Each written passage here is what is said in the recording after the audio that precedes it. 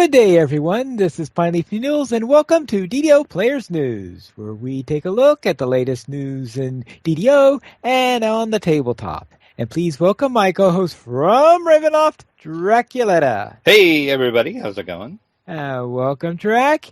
And also, everyone, welcome our special guest for tonight, Patrick from DDOCast. Hello. Hello, and welcome to the show. Thank you. Very unplanned guest, but welcome. We've been trying. As I told you before, we've been trying to get you on, but I just never knew when you were free, and it just happened to work out tonight. So, all right. See, all the rest of our guests are coming next week, so I guess you just. That's right. But you can feel free to pop back on next week too if you want. Which that's right. The prerequisite for being on next week is having been on the show at least once, right? Which this is your second time on, I think. I think you've only been on twice, haven't you? Or have you been on more than that? I've been on before, yeah. Yeah, I think at least once, maybe twice. I can't remember. I think just once. After 100 shows, it all kind of blends together. It all blends together. Yeah, no, I had to start a spreadsheet for my show to kind of keep track of who was on when to kind of try and achieve not a pseudo-equitable kind of spread of guests. Oh, this person hasn't been on in a while. When was the last time this person's been on in a while? Oh, hey, look, I look at my spreadsheet. Yeah, exactly. Hey, that's a good idea. I need to start that. Right. I'm a little OCD. You can do that for this. You can use that for the second 100. Hey, there you go. There you go. All right, let's head into the game news, and we'll begin with the collectibles and Kenneth crafting changes. And are there any real changes in collecting in Kenneth crafting? Well, no worries posted over on the forums that there has been a lot of discussion about collectibles lately with the changes to the Kenneth crafting system, and we thought it might be useful to give you more details on how collectible drops have changed and what players can expect. And then he did go on to list how they've changed a little bit some of the different tiers and where these will drop. All right, and is it still going to be that they give you lots of useless stuff that you don't need? Depends on if you're crafting or not. Exactly. Oh, you mean they're going to be emphasizing crafting stuff? You need collectibles in the new crafting system. You need more you need them now, but they're going to be more prevalent in the new crafting system. Well, that tells you how much I knew about the old crafting system because whenever I thought of collectibles in the old crafting system, I think it was like certain types of crystals or something like this. But the things like the Kyber prayer pamphlets and prophecies of Kyber, for example, I never thought of them as being things used in the... They were not commonly used. You know, Pine Leaf right now, somewhere Lessa is just crying. Oh. You have made Lessa cry over your lack of crafting knowledge. Alas, alas, alas. Did you, Patrick, did you go on and play with the new crafting at all when it was on Lamania? No, I did not. Okay, yeah, I didn't either because I'm not a big crafter. But the more I hear about it, I'm thinking maybe I'm going to give crafting a shot now after that changes maybe. It sounds like it's going to be a lot more useful and better. There's been a big problem with Kenneth crafting for a while where it's been kind of it's a very separate own thing, not related at all to the random loot system. I think when it first came out, there was a lot more overlap, and then they kind of changed random loot like 5 or 6 times between then and now. So a lot of the stuff in Kenneth crafting now is kind of more of that old random pseudo-random loot that you could get, but even then it wasn't quite so much. And now they're going to make the random loot and the crafting system overlap much more fluidly, and there's still some things you're going to find in one and not the other, but it's going to be much more overlap. So when you find a random piece of loot and you say to yourself, man, this thing is plus 10 to strength and plus 3 insightful wisdom. It'd be great if it was plus 10 to strength and plus 3 to insightful strength. You'll be able to make that. So you should be able to make what you find is mostly. There's a few things you won't be able to, but mostly you'll be able to make what you find. All right. And when you say what you find, you mean as in random loot as opposed to... Because obviously other things you find are... like I heard that on occasion people actually have named items drop. Though you won't be able to craft those. Yes. No, named items are going to still be special flowers. Right. Okay. So then let's head into our DDO Chronicle, issue 203. where well, it looks like we're in the city somewhere, or what? Yeah, I have no idea where that screenshot comes from. It looks like an older shot, though. Ah. But it looks like that monk is ready to, like, beat that person up, though. Oh, how Very nasty. threatening monk. But in the community spotlight of our Chronicle this week, the Damsels of DDO had a great interview with Sabirlin, our executive producer. So go click and listen to that. If you have not, that was an excellent interview that they did. And Cordovan was also there, the community manager. He was on there too. But Seb was pretty chatty during that interview with the Damsels. And all I can be pretty chatty. Yeah, he is. Yeah, he was chatty when you talked to him too. But he did say during the damsels, I'll spoil some of it here. If you haven't listened to it, you need to listen to it. I won't go into details. But Seb did say the magic word I was waiting to hear. Yeah, Kobolds. Yeah, kobolds. That was it. See, exactly. He did say Ravenloft. I won't say how he said it or how he went into it because you need to listen to the damsels interview him, but he did mention Ravenloft. And I was like, shut up and take my money. All you need to know. City is delving into a necromancy spect cleric. So click this build out. I have not actually looked at that yet, but sounds something right up my alley, though, so I'll have to look at that. It was pretty solid. Was it? Yeah, City usually does some good stuff. Then we got a shout out in the community section for the video that I did for how to copy a character over to Lamania, because as I said last week on the show, I noticed in the forums people were a little confused how it worked, so I broke it down and showed you how to do it. So if you still have questions on that, see the video. The fan site news section, DDOCast. Speaking of Patrick, talks about Jetcon, the Slave Lords, and more with some dude named Drac. No idea who he is, but he's a real tool. At least he goes to Gen Con. That's right. That's right. So I was actually on DDOcast. And so it was fun. Patrick's returning the favor? Something like that, yeah. Yeah, see, that's what we do. We just go on each other's podcasts. That's the only way we can get each other on our podcast is that, well, I was on yours, you got to be on mine now. But no, thank you very much for inviting me. It was a fun show. Yeah, absolutely. I thought it was good. And then we got a shout out for our last episode. And Shoemaker is still doing his Cobble series. This time he cobbled a Dwarven Barbarian, which I just find funny to have a Dwarven Barbarian. So click over and watch the latest show from Shoemaker. So why do you find that funny? That's kind of a standard archetype, isn't it? Yeah, it is, but it's just funny to me just to think of a little small dwarf being a barbarian. I don't know. Just when they rage, I would laugh because I'm like, oh, look at the little dwarf raging. I don't know. It's just funny. I don't like dwarves, so. I'm sure some people in Lotro think that Hobbit Wardens are funny. But yeah. And then Eben, over on her blog, is celebrating good times with guildies in her latest blog post. Also in the Chronicle, of course, we have our Chronicle comment. This week it is, what is a little-known side effect of a battle with an air elemental? Well, I would think that with all that wind, you're going to get your hair brittle and with split ends. Ooh, good answer, finally. I think it's harder to figure out who's passing the gas. Wow, I can't top that one. Yeah, I got nothing after that. So Patrick wins that round. And then also to round out our Chronicle this week, the official screenshot of the week is Marion contemplates the skies of Stormreach in the 283rd DDO screenshot of the week. Pretty shot. How is Marion achieving this? We were kind of debating that actually on DDOcast. Possibly a teleport failure. If you cast just the normal teleport spell, there's a chance that it fails, in which case it like deposits you way up above the marketplace to fall to your death. What? Yeah. Now they tell me. It's actually kind of it's a cool view. You're probably going to die when you land, unless you can cast teleport again. Ah. Or there's a way to be sneaky and not die as well, but. but you're going to have me learn that the hard way when I'm It's a rite of passage. when I deposit 3,000 feet above the marketplace. What you do is, so it kind of puts you in this invisible shaft. Like you can't just float out of it. Right. But if you float to the northeast, you just keep going to the northeast corner of it, you'll actually get out before you hit the death point. Okay.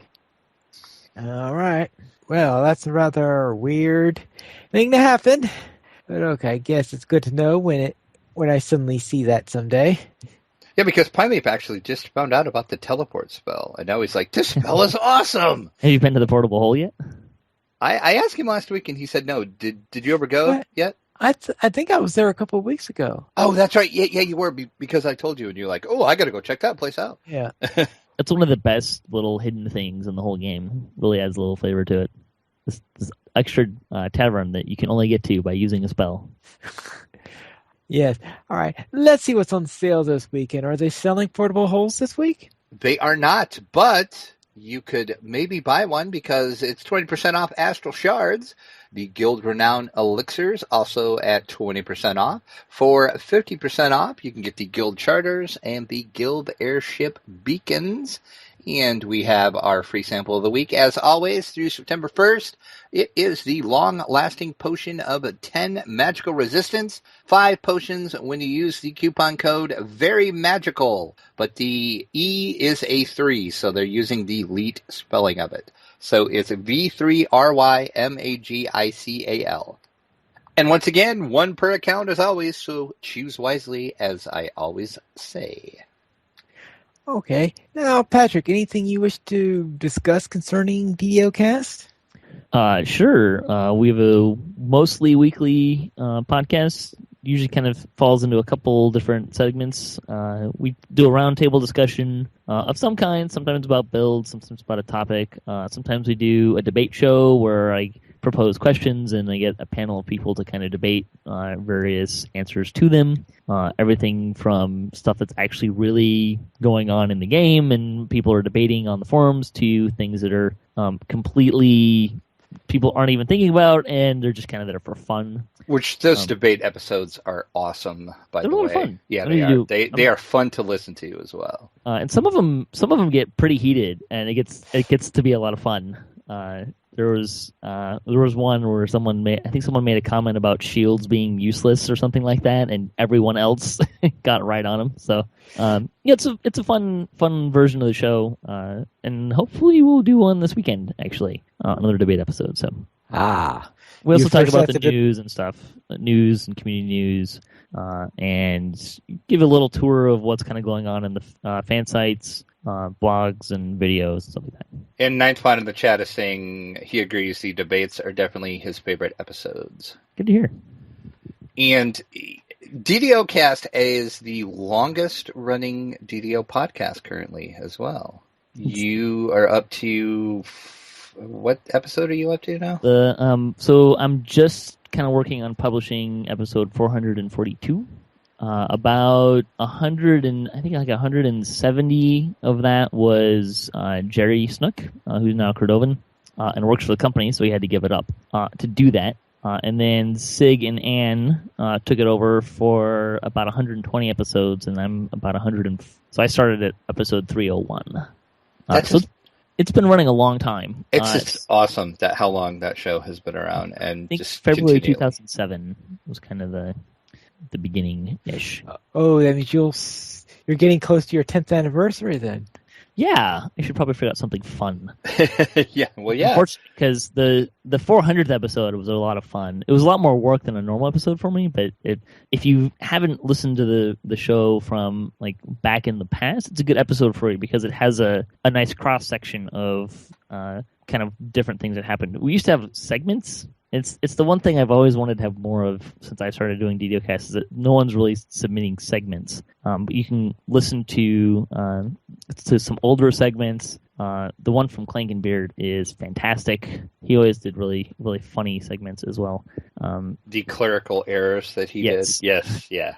Fantastic segment. Classic Clankenbeard there. Yeah, he's a hoot. He always did really great work. But you can kind of get an idea of what the history of the show with that episode. Okay. And anything else like that you want to say about your show? We do DDOCast every Tuesday at 8 p.m. Eastern Time. It's a pseudo permadeath group that I play with. Pseudo. We had to adjust the rules because we were spending too much time in Korthos. Okay. We play a lot more aggressively than most permadeath groups do. Yeah. So generally, we actually generally cruise through content until we hit this like one point and someone dies. A couple lives ago, we cruised all the way up to Giant Hold Tor, and then went and tried to do a dragon on Elite and got smoked. Right. But a most epic way to die, though, was fighting a dragon. So it was. I will give you that. Yeah, it was pretty impressive. We also like cruised through Temple of Elemental Evil Part 1, and then got to the end fight and just got totally plastered again. Well, I could understand that. But yeah, if you guys are not watching DDOCast, you have to watch it. It is so enjoyable to watch because they have so much fun. You can tell you guys are just having a blast playing. Yeah. So how did the idea for that start? A couple of things kind of came to a head with that. One was Jerry kind of kept poking me to stream.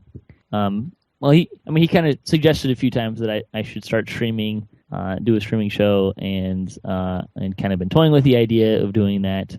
And then Lessa was also kind of doing the same thing with permadeath and trying to get me to do permadeath. So I put the two together and said, okay, well, I will do a streaming show and do some permadeath. And so it just started with just me and Lessa. And then we got some other people that joined. Steiner Davian joined us, and Chai joined us, although he just left to pursue other endeavors. And yeah, so it just kind of filled out a little bit. Currently, we're a party of 4.5. We have a new guy has been he started playing with us, and then his son was going off to college, so he got some opportunities to spend some time with his son before that, so he was doing that instead of playing with us. But yeah, it just kind of a couple of things conspired against me, and maybe I should do this, and this is what it's going to look like. Chris Black, yes. Right, now let's head into our site news. We'll begin with DDO Players News Podcast, which will be celebrating our 100th episode next week, if you haven't heard that rumor yet. Which is crazy for me to think about, that we've done 100 episodes of this silly podcast. Where do you get to 400? Yeah, exactly. I can't even imagine 400. But yeah, we have actually, I guess next week we'll make it to 100 if we make it another week. So we'll see, knock on wood. But yeah, this is our 99th that we're recording right now. So we've got some big stuff planned for next week, actually. And as Andang is pointing out in the chat, it actually coincides as well. September 5th is actually the 2-year anniversary of the site as well. So the site itself been around 2 years. Podcast been around for 100 episodes. And technically, if you want to be like real technical about it, we've done more than 100 episodes, because there was a couple like special episodes when I did some like dev interviews with like Turbine and stuff that released as a podcast as well, and some other interviews. But I didn't count those as numbered episodes because they were like special. So that's just 100 episodes of DDO Players News Podcast itself, for people that are maybe, because I'm sure somebody out there did the math and it's like, you've had way more than 100 episodes.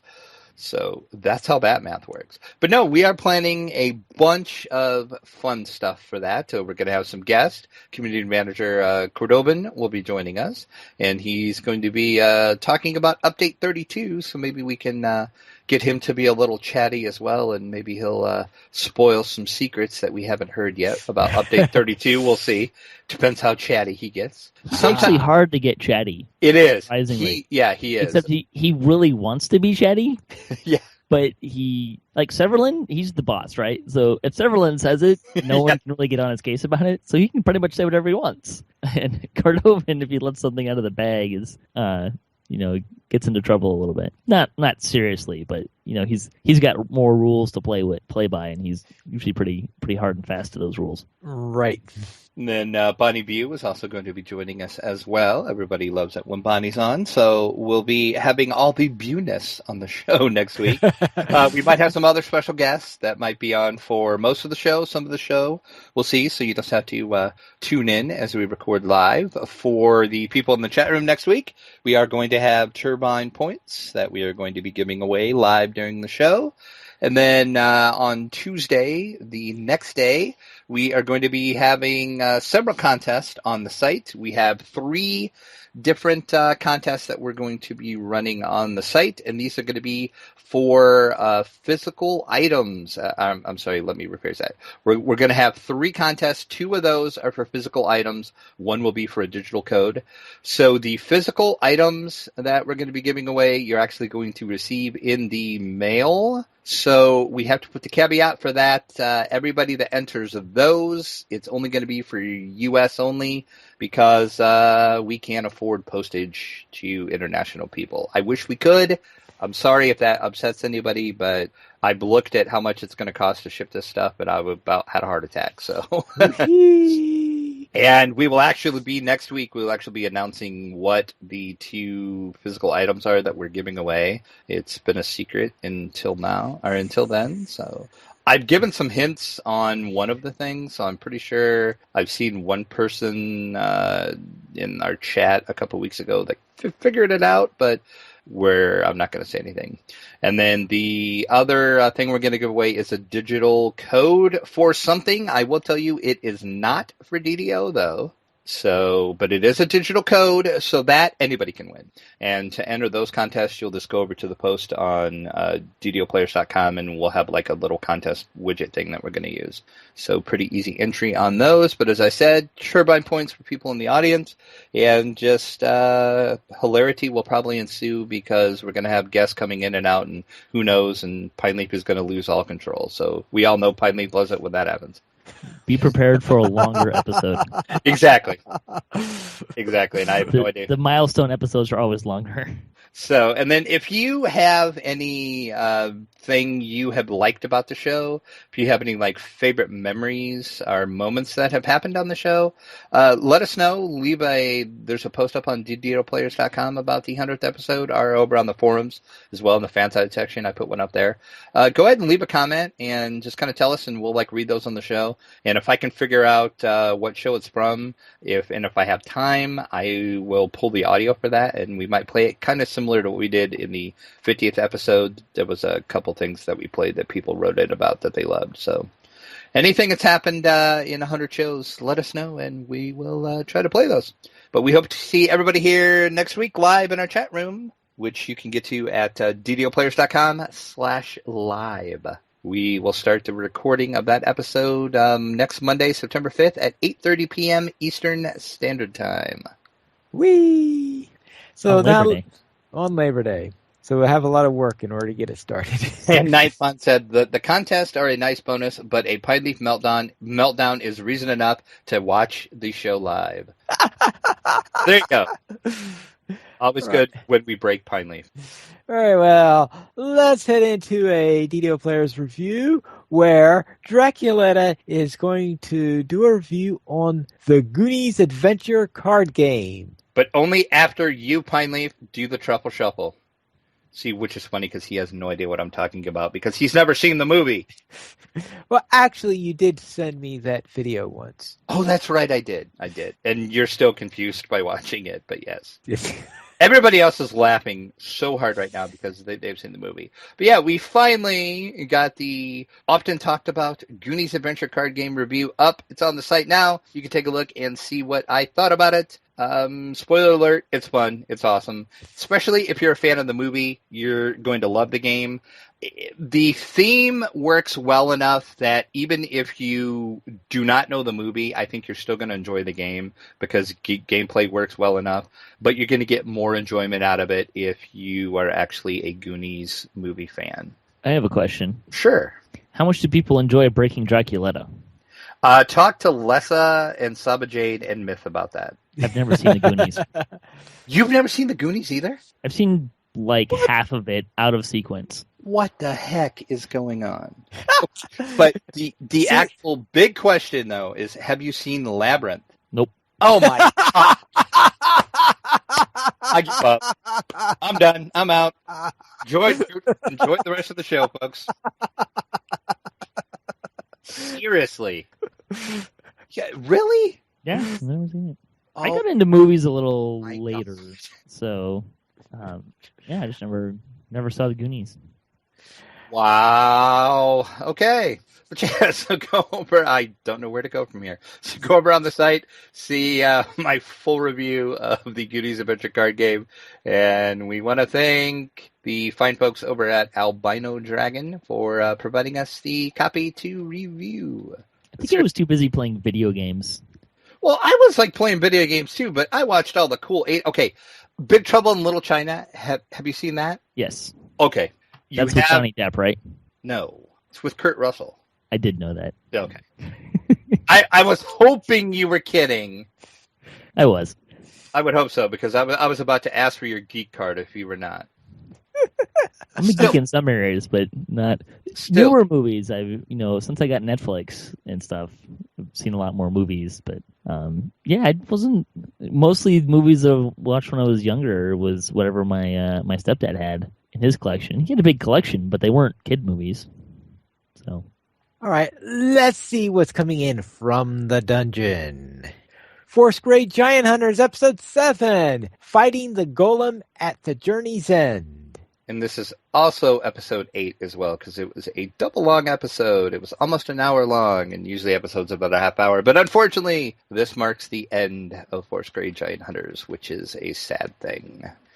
You can see how they fare, what happens if they actually find the piece of the rod they were looking for, and if they survive the fight with the golem. This was a great episode. As I said, the show kept getting better and better, and I was really sad when it ended. There is a big rumor, though, that Force Grey may show up during Acquisitions Incorporated. So we'll see, because if you were following Acquisitions Incorporated, the series, they were both looking for parts of the rod of 7 parts, and rumor has it they might team up, but we'll see what happens. The way this ended, it's like a super huge cliffhanger. I'm hoping there's going to be a second season of Force Grey. Geek and Sundry will not answer that question. I have asked them. Wizards of the Coast will not answer the question. So everybody is mum on if there's going to be a second season for Force Grey. But definitely a great show to watch. I highly, highly recommend it. Just alone for the fact, if you want to see how a good DM DMs a game, watch Matt Mercer. The dude is amazing. I hope to be half as good as Mercer one day in my DM skills. So yes, great show. Unfortunately, it's the end of Force Grey. And Paizo has announced Bestiary number 6 for those people who feel that 5 bestiaries is not enough. You can never have enough monsters to throw at your players, Pine Leaf. And Pathfinder agrees, because as you said, there's 5 others, so why not a 6th? This is going to feature more than 200 different monsters for your Pathfinder gameplay, and there's going to be some outer plane monsters as well. So some special monsters to throw at your players. So yes, this will be coming out later this fall. March 2017, with a manufactured suggested retail price of $44.99. It's going to be a 320-page hardcover book, and I'm sure there will be a ton of great artwork in there, because that's what Paizo does. Now said to Acquisitions Incorporated, PAX West 2016 animated intro. Wow, you were really excited about that, Pine Leaf. Okay, have you ever watched Acquisitions Incorporated, Pine Leaf? I know the answer to this is no, but I just thought I would ask anyway. I was instead going to ask you, what is Acquisitions Incorporated? I knew you were going to say that. It started out during all of the PAX events. It was a game that is DM'd by Chris Perkins, who again is one of the greatest dungeon masters ever, next to Matt Mercer. And they played at all of the PAX. Well, now they actually have a series that is on YouTube, and that series just recently ended with a big semi-cliffhanger that they are going to get resolved at the upcoming PAX West, which is next weekend, as a matter of fact. And that is the very same thing that you can go to select theaters and see live that we have been talking about the past couple weeks. This is the show that you're going to watch in the movie theater. Today, Wizards did release the little animated intro to that is get you caught up on what's happened in previous PAXs and also what happened on the series and get you hyped up for the PAX West show. So go ahead and watch this video. It sums everything up and leaves a lot of questions as well. But we'll see what happens next Sunday evening as they play over at PAX West, which I am sad that I cannot see because none of the theaters that are halfway close to me are doing this. There is one that I could maybe go to, but it's like a 45-minute drive, and I don't feel like doing that. So. Oh, I had thought you said last week that you thought that there were... Yeah, I read the thing wrong. There wasn't. There's not any close to me. Ah. I can't watch it at home because they are going to do it on Twitch, so I'll just watch the stream on Twitch. It's just not the same. I wanted to go to the theater and see it. That would have been cool to watch D&D being played in a movie theater, but, alas. I live in the middle of nowhere, so it happens. I don't know. D&D in theater doesn't exactly have a great track record. Well, there's a point to that. Yeah, I'm trying to think of something nice to say, but I can't. I got nothing. Yeah. All right. Yeah. So with that, let's see what's on the tabletop, and we'll begin with Cairo Tia, which is just had a Kickstarter launch. Yes, and we talked about it. We told you it was coming. This is the bunny game where you make mazes and the bunny runs through trying to avoid birds and bats and other things to try to collect the most carrots. We told you the Kickstarter was coming. This Kickstarter came. It launched. It met its goal. It is currently, as of this recording, 116% funded of the goal. So they are working on those. Wow, I just lost my train of thought. Thank you, stretch goals. That's the word I was looking for. And as we said last week, the thing with the stretch goals for this is each stretch goal that gets knocked down, it creates a new expansion for the game, which is pretty awesome. I've never seen another tabletop Kickstarter do that. So go check it out. You have 13 days as of this recording. And as I said, they are well funded, 116% over the goal. So good job to Mage Company for meeting that goal. And hopefully we'll be seeing Cairo Tia. I still don't know how you pronounce the stupid name of this game. Cairo Tia. It's a weird name. It's like carrot with an IA behind it. That's why. I said to me, it's Cairo Tia. Cairo Tia. Sure, we'll go with that. $25 basically gets you bought into it. So I'm sure that if the designer were here, he would tell us perfectly what the name is. And speaking of the designer, I am actually working on getting an interview with him, so we will find out the correct way to pronounce it. Hopefully, if the interview goes through, I'm still waiting to hear back.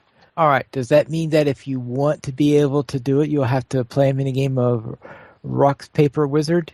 Hey, that would be fun, actually. And well played there, Pineleaf. Well played. Yes, WizKids. And this is the weirdest idea for a game ever. But okay, WizKids is bringing out a new game that is Rock, Paper, Wizard, and it's exactly what you think it is. It's rock, paper, scissors. Right. So if you throw a rock at the wizard, you win. And if you throw a paper at him, he turns it into fire? I would say that would be how it would play. But yeah, this whole idea is weird. You basically choose a wizard spell, and you cast the magic by repeating one of the hand gestures found on the card in front of you. And everyone says, rock, paper, wizard aloud. Upon saying wizard, they form a hand gesture, and they point it towards the target. And then each card describes the spell effect, and which can either push the opponent towards the exit, advance themselves towards the horde, or manipulate the coins wizard must collect to win. So it's just a weird version of rock, paper, scissors with cards, and it has a Dungeons & Dragons theme to it. And WizKids does plan on doing other games like this, so we might get a rock, paper, insert, whatever here. They're going to plan on doing a whole series of games like this. So weird concept for a game. Look for this for $19.99 MSRP in stores January of 2017. And also with WizKids, there are going to be 2 two versions of Assault of the two versions, and what's the difference between these? The Looks difference is a huge price point difference for one. Oh, okay, that's the difference. Okay, the entire difference is No, actually, the entire difference is there's going to be a standard edition, which are going to be unpainted minis, and a premium edition, which are going to be the fully painted minis. So that is the big difference. If you remembered, we talked about this a while back. This game is coming out. It sounds exactly what it is. It's Assault on the Giants. It's taking place in the storyline for Storm's King's Thunder, which is a new storyline for D&D. And it had a price point of $100 when it was announced. Well, now they've decided they're going to split it up. The standard edition, which has the unpainted single color minis, which you can go on DDOPlayers.com and kind of see a sample of what the unpainted mini will look like, is going to be $79.99. Or if you want the premium edition with the fully painted miniatures, they are going to be $129.99. so. Therefore, if you either A, don't care whether or not your minis are printed, or B, like to do the painting yourself, you get the correct, yeah, unpainted version. And what I think prompted this is when this was first announced, people lost their minds that it was at $100 price point, which I'm not sure why, because that's kind of tame for some games anymore. I mean, because look at some of the stuff Fantasy Flight's doing. I mean, it's common to see $100 price points with those games, but for some reason, people really lost their minds when that's going to be $100? Is WizKids insane? So, and people were complaining that the minis weren't painted. So I don't know. Then again, it's standard to get non-painted minis in games either. So I didn't understand what the whole big hubbub about this whole thing was. But now you can get either the standard or the premium. Look for this in March of 2017. Once again, it's a 3 to 6 player game. Players are going to take the role of giants, which will be controlled by command cards. Players will be able to attack villages are actually the other giants. You can recruit new giants to your cause or pursue agendas unique to the race of giant you're playing. So that is Assault on the Giants from WizKids. Now, earlier today, we were talking about Dracula, one of the two movies that Dracula seems to always be harping about. Because it's awesome, Pineleaf. So now we're going to go to the other one. And that is apparently River Horse is giving us an update on the Labyrinth board game.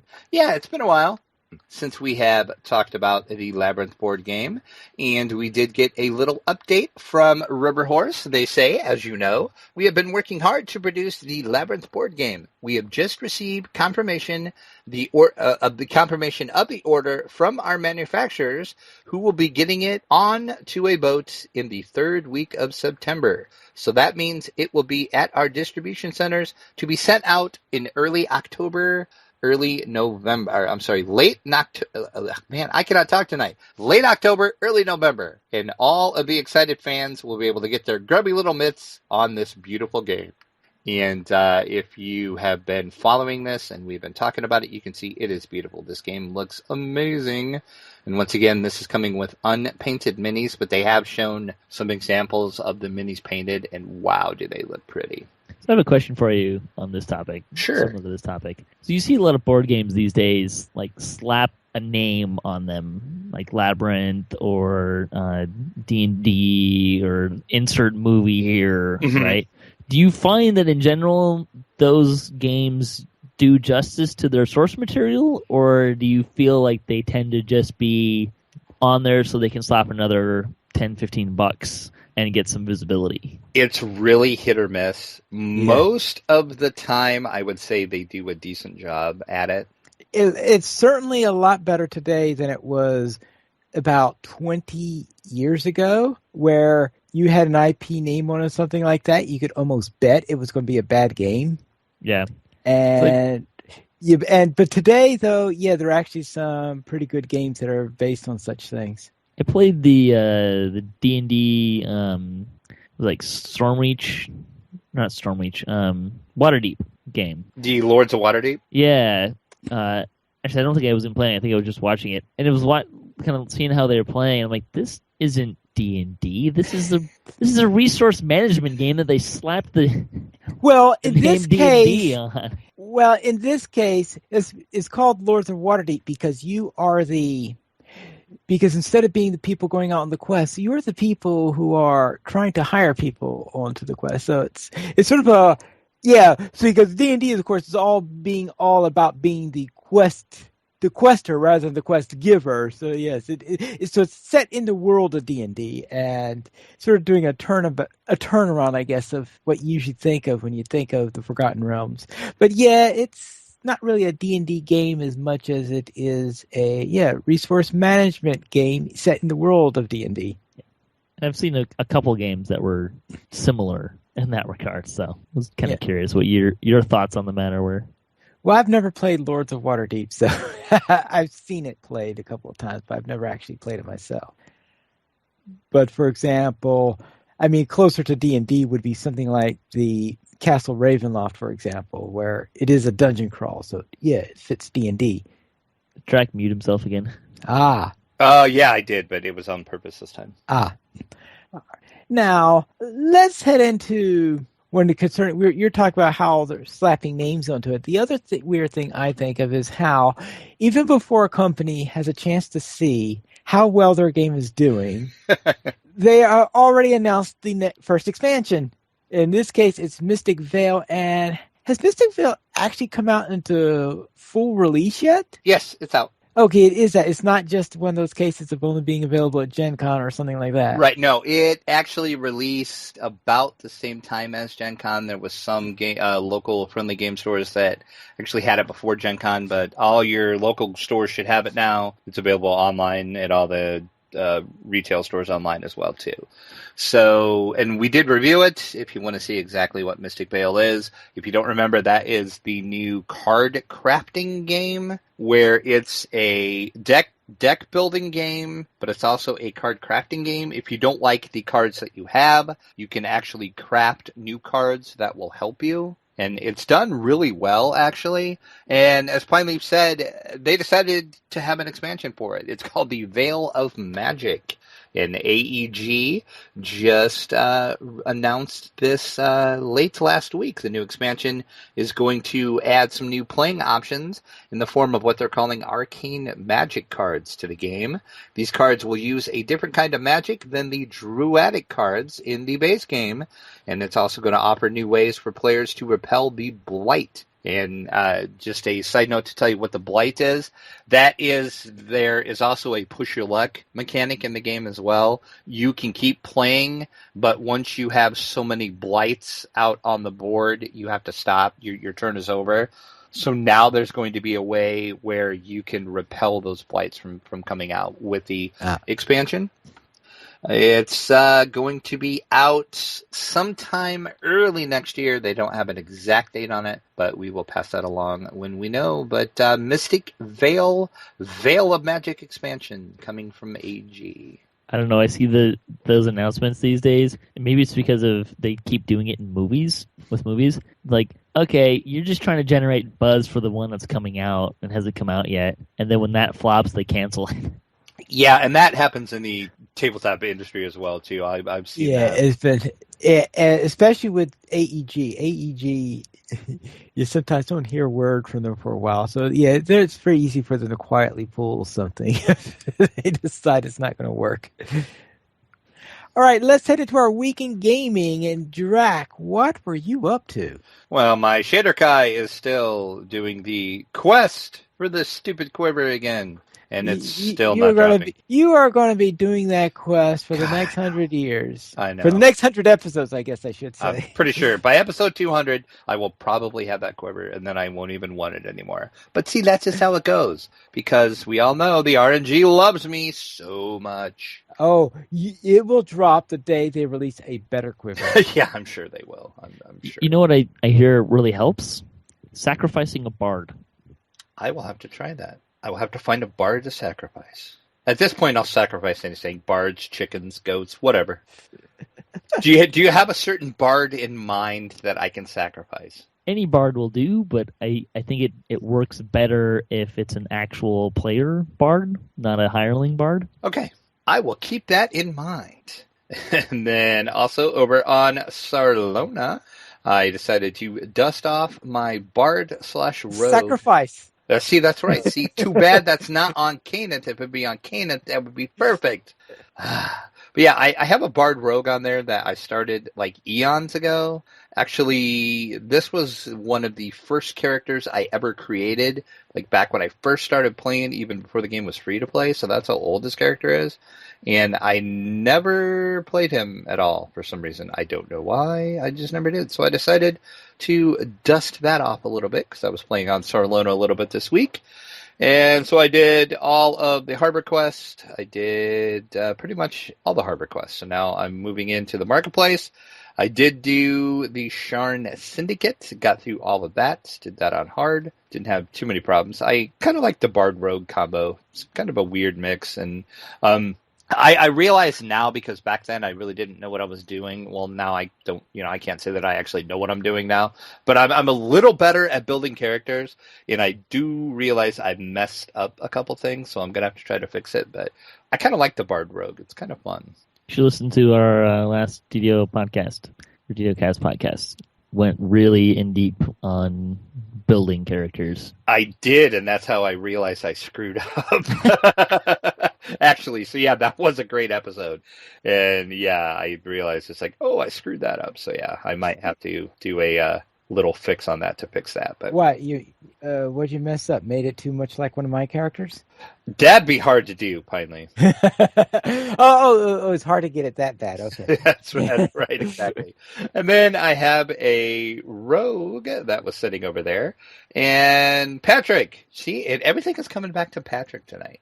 Just switched ISPs, and he sent me a message, and he's like, hey, I want to test out this new ISP to see how well it streams before I actually do a show. So he's like, do you want to play? And I'm like, sure. And of course, little did I know that I was going to have to run everything on Elite. So the rule is now, if you run stuff with Patrick, it has to be on Elite. And when you run stuff with the damsels, it has to be on Elite. There's other difficulties? Okay, Saba Jade. So we did Dalara's Tomb. And actually, I don't think I did too bad other than in the Thrall of the Necromancer. But in my defense, that quest was like 3 levels over my level, I think. Yeah. So, yeah. The boost from Elite. Yeah, so I died pretty early on in that quest. So I just piked for that trap kills a lot of people. Yeah. But and you actually got through the trap just fine, and then the hireling killed you. Yeah, that I did blame that death on my hireling. That is true. But yeah, that was a blast playing though. That was fun. So so now I'm going to be playing over there, and it sounds like guess I'm maybe spoiling something here, but Patrick said he might be doing that more often, so we might be playing more often over on Sarlona. Probably. So yeah, it was fun. But and that is that up on YouTube, or is it just on your Twitch page? I don't know if you have YouTube or not. I think it's just on my Twitch page. I'll probably put it on YouTube at some point. Well, I will. In the show notes, I will link your Twitch page to that, so you can see it, and you can see my glorious death and the trap date of my hireling. But like I said, I don't think I did bad for. No, you did fine. That quest was like way over level, and that rogue I hadn't played with at all, so I was like very undergeared. But it was fun. I enjoyed it. I had a good time. And that was all of my DDO play, other than what I did with Pineleaf, and of course I was let him talk about our exploits, so I will let him talk about that. But then I did start my new tabletop D&D play. I had mentioned I was going to be running the Suits of the Mist adventure, which is the first Curse of Strahd Adventure League adventure for my friend and his 2 sons. And let me preface this by saying I almost had a TPK. And I wasn't even trying to TPK him this time. And I about managed to do it. They were rolling very, very poorly. And there is one section of that adventure, the first part of the adventure, where you have to climb up a cliff. You're going up like a mountain, and it's icy. So you have to make strength checks as you're going up, because you're having to combat the ice and everything. And below you are fire thistles that, if they're disturbed, they will blow up. And they failed a couple skill checks, and of course they slid clear down to the bottom, got the thistles on them, exploded that way, so yeah. But the funniest thing, I think, before the adventure even started, I almost had a death. That's impressive. It's how it happened was totally impressive. Okay, this was my friend is, if you've been listening to the show for a while, you've heard me talk about my group of friends that I DM for that we're going through. They're the ones that actually managed to defeat Strahd when I ran the conversion that I did of Ravenloft before it was actually out originally. And they are now affectionately called the Undmmables because of the just crazy stuff they do. So my friend and his two sons, so my friend is one of the Undmmables and his sons, before we even got started, we had just started the adventure and they were in a tavern, as most all good D&D adventures start in a tavern. And they talked to the tavern keep, yada, yada. They kind of found out what was going on. Well, one of them, the tavern keep offered them, the whole party a room. So he got the room and he went to the room while the others were like doing some other stuff. So finally they figured out exactly what they were supposed to do. So then they decided to go look for the other party member, to share the information that they found out with him. And the druid, which is one of my friend's son, decided, hey, I'm going to try to sneak in there and scare the barbarian, who happens to be his brother, in real life, not in game. He's like, so I'm going to sneak into the room and try to scare him. And I'm like, sure, give me a stealth roll. So druid rolls, hits a natural 20 on a stealth check. So I'm like, okay, you definitely succeeded. So kind of explain to me how you're going to stealth in there and what you're going to do. So, he comes up with this great story that, he sneaks around in the shadows and comes up, behind him. And he just kind of pokes the barbarian on the neck and he says, hey. So I tell the barbarian, so I'm like, okay, so what do you do when he does this? And the barbarian's like, well, I'm going to first kind of jump and being startled, and then I'm just going to take my fist and just swing because I don't know what's there. So I'm like, okay, give me an attack roll. Guess what he rolled? 20? Yep. So I'm like, crap. So I'm like, okay, roll for damage. He ended up doing, I want to say 12 damage. The druid only had 8 hit points. Ouch. Well, it would be non-lethal damage, right? Right, but still, it would have been enough to knock him to 0. So he technically wouldn't have been dead, but he would have been unconscious, and he would have had to start making death throws because his hit points would have been taken down to 0. Because in 5e, that's how that works. So I looked at the barbarian. First of all, I'm just laughing because I'm like, oh my god, you are so much like your father. It's not even funny. So I'm like, okay, are you sure that's what you want to do? And he thought about it, and he's like, okay, well, maybe I'll fake swing at him and I'll stop right in front of his face. So I'm like, okay, give me a roll for that. So he rolled for that, so he succeeded at that roll. So we ended up just stopping the punch right in front of his face, and then he flicked his nose. And he's like, never do that to me again. No, I think the punching was a better role-playing moment. It was just hilarious because I'm like, oh my god, I'm gonna have my first death, and they're not even in the adventure yet. They're still in the tavern and they're killing each other. So now I have the Undmmables juniors apparently. So we'll see how that goes. And speaking of the Undmmables, we're gonna run Death House. We're gonna have a game day on Saturday, so I'm gonna run Death House. So we'll see if I can actually manage to kill any of them this time.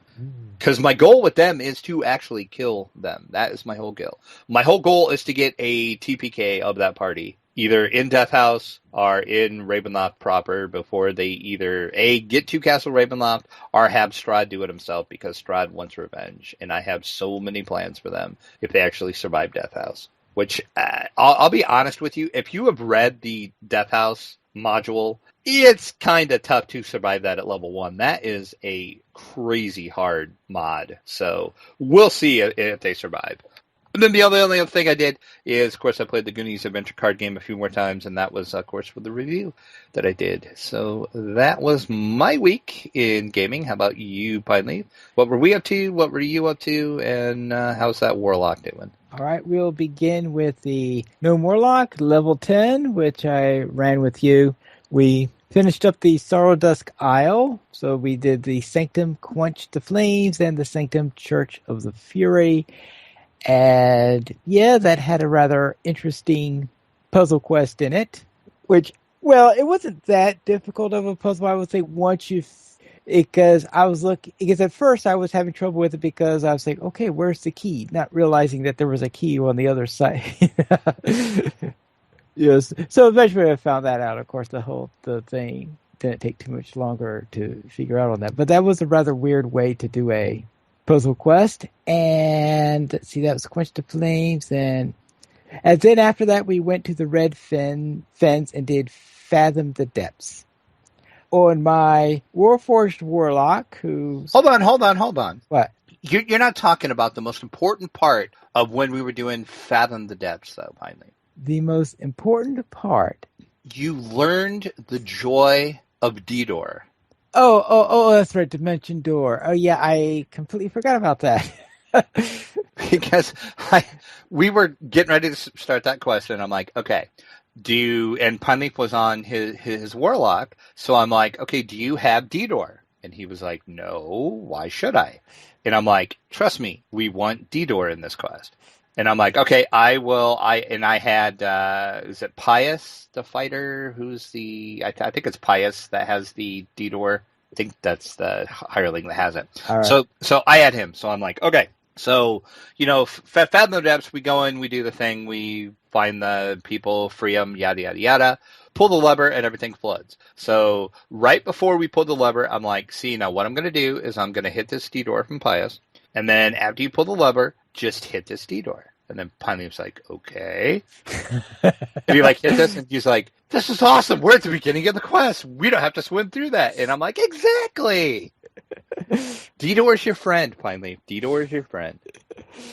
DDOR's their friend. I'm shocked that he had never really used DDOR before. I always use DDOR. It's a useful spell. Especially in quests like that, when it's just takes so long to get back, and that one you have to swim, and it's like, no, just hit DDOR. It's good. All right. Then let's look at my Warforged Warlock. My poor Warforged Warlock, who is on the last attempt in order to finally finish part 1 of the Temple of Elemental Evil. And I actually managed to survive that boss fight this time. It was a mess. I think during this run today, I managed to fail every single saving throw. I could only imagine, because it's like, fail this saving throw, fail that saving throw, fail that. I don't know how I won that fight after failing every single saving throw that seemed to be thrown upon me. I know how you survived it. What? You were playing the Master Race, Warforged. The Warforged has given me more trouble than any other race I've played. The rest of the races I've played had twice as easy a time in getting through this. They at least were able to get all the way up to Zuggedmoid. Now, of course, they could keep on getting squished at Zuggedmoid, but at least they made it that far. The Warforged is the only race that hasn't even been able to start part 2, because time's up now. So yeah, the Warforged, I don't know what you mean about Master Race. This is the toughest race I've ever played.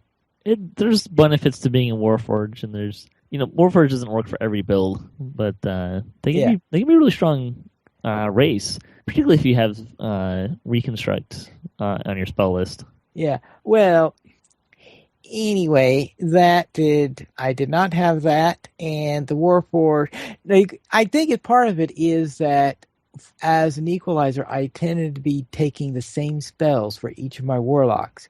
So it could be that this spell set just does not work for a Warforged like it would for the organic races, I guess, is the best way I could put it up right now.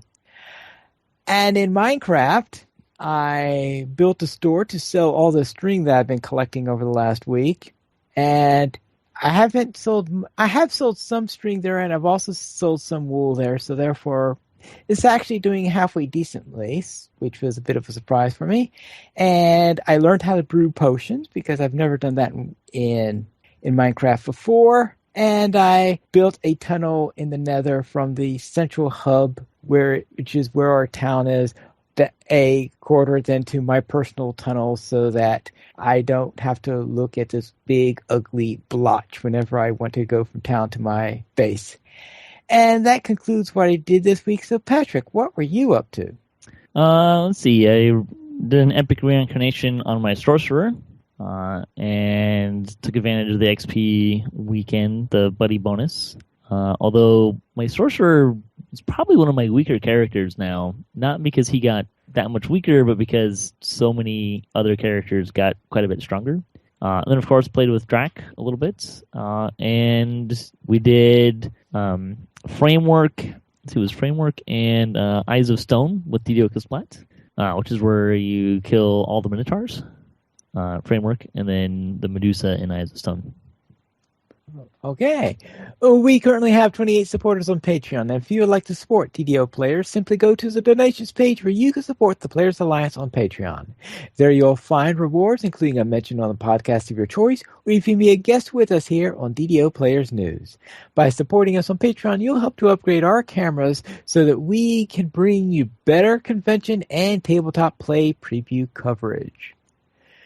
If you would like to email us, you can send it to podcast@ddoplayers.com, and you can also follow us at Twitter, the Players Alliance @PlayersAlly, DDO Players @DDO Players, Draculeta @Draculeta_72, Pineleaf @Pineleaf Needles, and you can follow our guest Patrick @DDOcast, or on Twitch twitch.tv/DDOcast. You can also join our Steam group. And is there anything you wish to talk about or plug, Patrick, before I sign off? I think we plugged it all already. All right. Then the Players Alliance has 5 live shows every Monday at 8:30 p.m. U.S. Eastern Time. We have DDO Players News. Every other Thursday at 9:30-ish p.m. U.S. Eastern Time, we have XP Quest. On Saturdays at 8:30 p.m. U.S. Eastern Time, we have Locho Players News. Every other Saturday after Locho Players News, we have Tales of the Free Folk. And yes, they did resume last Saturday, so we are back on track. And on the last Saturday of each month at 8:30 p.m. U.S. Eastern Time, we have Locho Academy After School. You can join us for our live shows at ddoplayers.com/live. And make your plans to join us next week as we celebrate our 100th episode and 2-year anniversary of DDO Players. Community Manager Cordovan will be joining us, and we will be taking Update 32, Assault on the Slave Lords. And also, we have other special surprise guests. And that is it for this week. And until our 100th episode, this is Pineleaf Needles reminding you to quest responsibly.